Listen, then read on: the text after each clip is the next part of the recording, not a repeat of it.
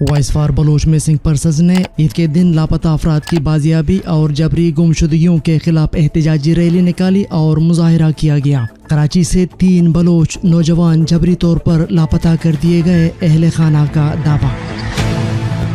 آج جون کی 30 تاریخ ہے، دن جمعہ، اور اس وقت بلوچستان میں شب کے 10 بج رہے ہیں۔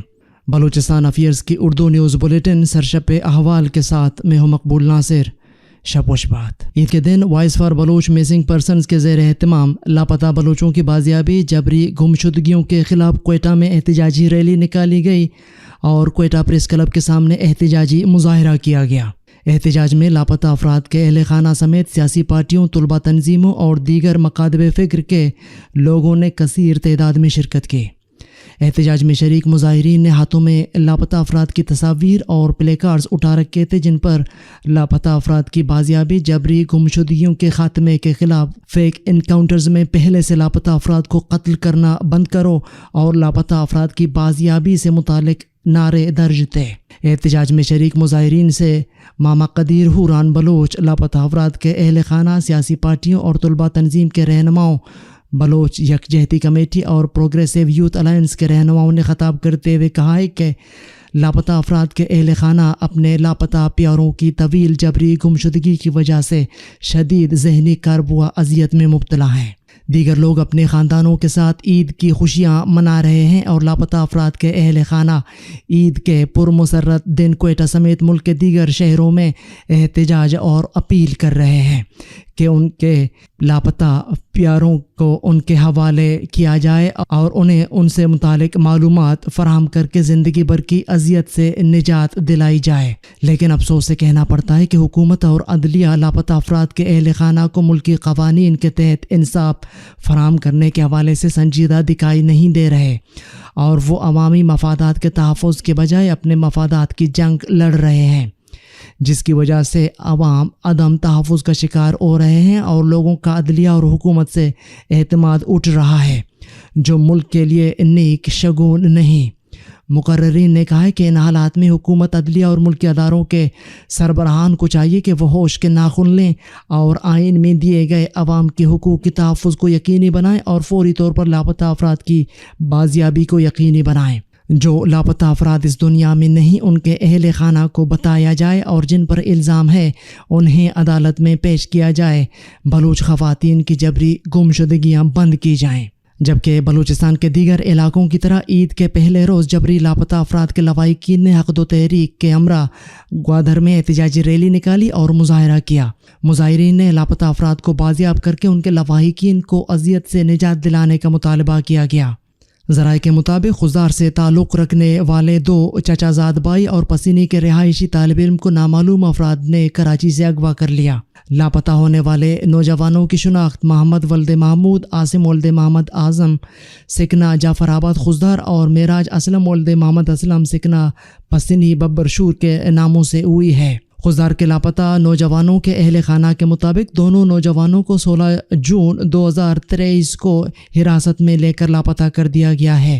اہل خانہ نے انسانی حقوق کے اداروں سے دونوں نوجوانوں کی بازیابی کے لیے اپنا کردار ادا کرنے کی درخواست کرتے ہوئے کہا کہ ان کے پیاروں کی بحفاظت بازیابی کے لیے ان کی آواز بنیں، اس سے پہلے کہ دیر ہو جائے یا CTD خدا نخواستہ جعلی مقابلے میں انہیں نقصان پہنچائے۔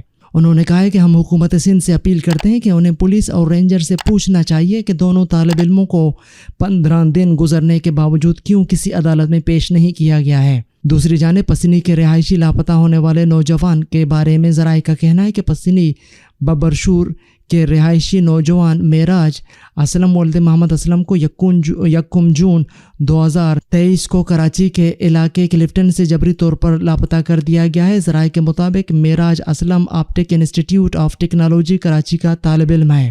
چمن میں قیدیوں نے جیل توڑ دی، متعدد قیدی فرار، فائرنگ سے ایک قیدی ہلاک، اہلکار زخمی۔ چمن میں قیدیوں نے سب جیل توڑ دی، سنگین جرائم میں ملوث متعدد قیدی فرار ہو گئے۔ قیدیوں کی فائرنگ سے ایک اہلکار زخمی ہو گیا۔ ذرائع کے مطابق فجر کی نماز کے وقت قیدیوں نے اچانک جیل انتظامیہ پر حملہ کر دیا۔ اس وقت صرف 2 اہلکار جیل کی سیکورٹی پر مامور تھے۔ قیدیوں نے فائرنگ کر کے ایک اہلکار کو زخمی کر دیا، جبکہ پولیس کی جوابی فائرنگ سے ایک قیدی مارا گیا اور 2 زخمی ہو گئے۔ پولیس حکام کا کہنا ہے کہ فائرنگ کے دوران متعدد قیدی جیل سے فرار ہو گئے ہیں، جنہیں پکڑنے کے لیے اقدامات کیے جا رہے ہیں۔ عالمی اور علاقائی خبریں۔ آئندہ سال مارچ تک سعودی عرب اور اسرائیل کا ایک دوسرے کو تسلیم کرنے کا عندیہ۔ سعودی عرب اور اسرائیل نے ایک دوسرے کے ساتھ تعلقات کو معمول پر لانے اور ایک دوسرے کو آئندہ سال مارچ تک تسلیم کرنے کا عندیہ دے دیا ہے۔ امریکہ عالمی سفارتکاری کی ہزیمتوں کے بعد بڑی کامیابی حاصل کرنے کا خواہاں ہے۔ سعودی عرب نے امریکہ سے نیٹو جیسے تحفظ کا تقاضا کیا ہے، جس میں نیٹو کے ایک ملک پر حملہ تمام ممالک پر حملہ شمار ہوگا۔ سعودی عرب اور اسرائیل نے ایک دوسرے کے ساتھ تعلقات کو معمول پر لانے کا اعلان کیا ہے۔ اس طرح دونوں ممالک نے ایک دوسرے کو آئندہ سال مارچ تک تسلیم کر لینے کا عندیہ دے دیا ہے۔ اسرائیلی وزیر خارجہ ایگی کوہن نے دونوں ممالک کے درمیان رابطوں کی تصدیق کرتے ہوئے اس امر کا اعلان کیا ہے اور بتایا ہے کہ دونوں ممالک کے درمیان کئی چینل سے بات جاری ہے اور ان میں واشنگٹن کو اولیت حاصل ہے۔ تل ابیب کے لیے مارچ 2024 تک ریاض کے ساتھ تعلقات کے امکان کی کھڑکی کھل گئی ہے، جس کے بعد امریکی صدر جو بائیڈن فاتحانہ اپنے نئے انتخاب کی مہم میں مصروف ہو جائیں گے۔ سعودی عرب نے اسرائیل کو تسلیم کر لیے تو پاکستان مثبت طور پر اس معاملے کا جائزہ لے گا۔ اسرائیلی وزیر خارجہ نے یروشلم پوسٹ کو بتایا ہے کہ سعودی عرب بھی اسرائیل کے ساتھ تعلقات کے قیام میں دلچسپی رکھتا ہے۔ اسرائیل میں امریکہ کے سابق سفیر مارٹن انڈیکر نے CNN کو انٹرویو دیتے ہوئے انکشاف کیا ہے کہ سعودی عرب نے اسرائیل کے ساتھ مراسم کو معمول پر لانے کے لیے گراں قیمت مطالبات پیش کیے ہیں۔ امریکہ اسرائیل کو سلامتی کے لیے وہی حمایت دے جو اس نے نیٹو کے رکن ممالک کو اس کی دفعہ 5 کے تحت دے رکھی ہے۔ اس کی روح سے نیٹو کے کسی رکن ملک پر حملہ امریکہ پر عملہ تصور ہوگا۔ امریکہ کی طرف سے سعودی عرب کو آزادانہ ہتھیاروں کی فراہمی ہوگی، جن میں جدید ترین F-35 لڑاکا طیاروں کی فراہمی بہم رسانی بھی شامل ہے۔ سعودی عرب نے اپنے پرامن جوہری پروگرام کے لیے یورینیم میں افزودگی کی اجازت کو بھی مطالبات میں درج کر دیا ہے۔ سعودی عرب تاحال اسرائیل کو تسلیم نہیں کر چکا ہے اور نہ ہی اس نے ابراہیم معاہدے میں شمولیت اختیار کی ہے، جس کی روشنی میں متحدہ عرب امارات اور اسرائیل سے تعلقات 2020 میں استوار ہوئے تھے۔ سعودی وزیر خارجہ فیصل بن فرمان نے جون کے اوائل میں رائے ظاہر کی تھی کہ سعودی عرب اور اسرائیل کے مابین تعلقات کا معمول پر آنا خطے کے مفاد میں ہے، تاہم اس کے لیے تنازع فلسطین کا حل ہونا اشد ضروری ہے۔ اسرائیلی وزیر اعظم بنجمن نیتن یاہو نے سعودی عرب کے ساتھ تعلقات کو معمول پر لانے کی اپنی خواہش کا زور دے کر ذکر کیا ہے اور کہا ہے کہ اسرائیل اور عرب دنیا کے درمیان جامع امن کے لیے بہت بڑی جست ہوگی، جس سے عرب، اسرائیل اور فلسطین اسرائیل کے تصادم کو ختم کیا جا سکے گا۔ پاکستان اور بین الاقوامی مالیاتی ادارے IMF کے درمیان $3 ارب کا اسٹاف لیول کا اسٹینڈ بائی معاہدہ طے پا گیا ہے، تاہم IMF کے ایگزیکٹو بورڈ سے ابھی اس معاہدے کی منظوری ہونی ہے۔ IMF کی جانب سے جاری کردہ پریس ریلیز کے مطابق ایگزیکٹو بورڈ کی طرف سے اس معاہدے کی منظوری جولائی کے وسط میں دیے جانے کا امکان ہے۔ IMF کے مطابق اسٹینڈ بائی معاہدہ پاکستان کو حالیہ بیرونی دباؤ کی شکار معیشت کو استحکام کی طرف لے جانے میں مدد دے گا۔ واضح ہے کہ پاکستان کی جانب سے IMF پروگرام کی بحالی کے لیے گزشتہ چند دنوں میں چند اقدامات اٹھائے گئے۔ بجٹ میں اضافی ٹیکس جمع کرنے کے فیصلوں کے علاوہ وزیر اعظم شہباز شریف کی جانب سے IMF کے اعلیٰ حکام سے رابطے بھی کیے گئے تھے۔ پاکستان کے معاشی حالات کے تناظر میں IMF کے 2 پروگرام بہت اہم ہیں: اسٹینڈ بائی ارینجمنٹ SBA اور ایکسٹینڈڈ فنڈ فیسیبلٹی EFF ہیں۔ IMF کی ویب سائٹ کے مطابق اسٹینڈ بائی ارینجمنٹ سے مراد ہے کہ قلیل مدتی فنانسنگ کے ذریعے کسی ملک کی بیرونی فنانسنگ کی ضروریات پوری کی جائیں۔ ایسے میں کم آمدنی والے ممالک کی اسی صورت میں مدد کی جاتی ہے اگر وہ ان مشکلات کو دور کریں جن کی بدولت انہیں فنڈنگ کی ضرورت پیش آئی تھی۔ اس قسم کی فنانسنگ کی مدت 12 سے 24 ماہ تک ہو سکتی ہے، مگر 36 ماہ سے تجاوز نہیں کر سکتی، جبکہ فنانسنگ کی رقم 3.5 سے 5 سال میں لوٹائی جاتی ہے۔ پیٹرولیم کے شعبے میں ایران اور سعودی عرب کے باہمی تعاون کا آغاز۔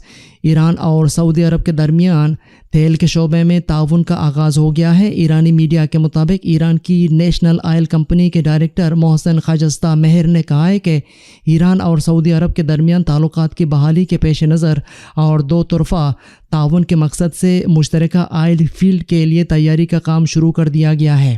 انہوں نے مزید کہا کہ ایران اور سعودی عرب کے درمیان فروزان مشترکہ آئل فیلڈ کی پیداوار میں اضافے کے بارے میں مثبت خبروں کا اعلان جلد کیا جائے گا، اور اس کے علاوہ فرزاد گیس فیلڈ جیکٹ بی کی تعمیر کے معاہدے پر بھی دستخط کیے گئے ہیں، اور اس نئی جیکٹ کی تعمیر فی الحال پیٹروپارس کے ہاتھوں جاری ہے۔ محسن خاجستہ مہر کا کہنا تھا کہ ایران اور سعودی عرب کے درمیان کوئی مشترکہ فیلڈ نہیں ہے، اس لیے مشترکہ آرش آئل فیلڈ میں ڈرلنگ شروع کرنے کے لیے ہماری مکمل تیاری ہے۔ واضح ہے کہ عراق اور عمان کی میزبانی میں ایران اور سعودی عرب کے مابین 2 سال تک مذاکرات اور گفتگو کے بعد 10 مارچ 2023 کو بیجنگ میں ایران اور سعودی عرب نے تعلقات کی بحالی کا اعلان کیا، اور اسی سلسلے میں اہم پیشرفت کے طور پر 17 جون 2023 کو سعودی عرب کے وزیر خارجہ نے ایران کا دورہ کیا تھا۔